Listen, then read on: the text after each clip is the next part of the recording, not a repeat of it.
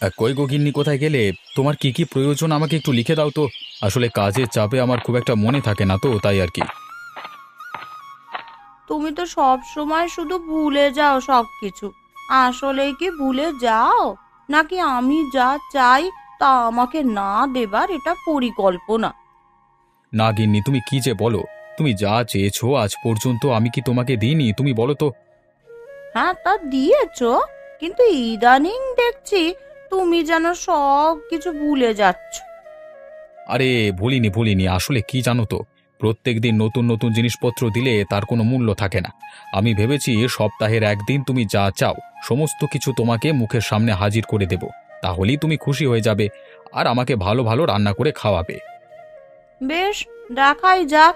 আচ্ছা শোনো, আজকে